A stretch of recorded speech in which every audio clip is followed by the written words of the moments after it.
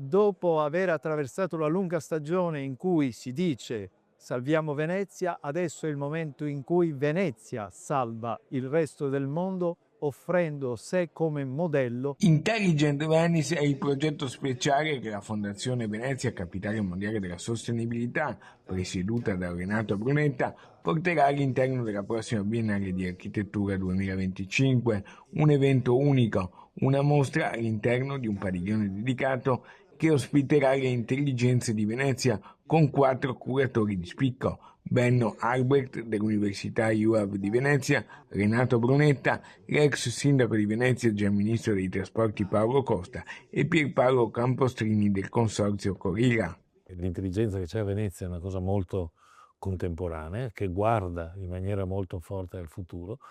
e che da qui può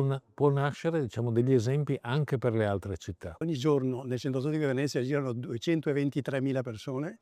noi invece la leggiamo sempre in termini di 45.000 che dormono la notte. Bene, questo è un modo di intelligere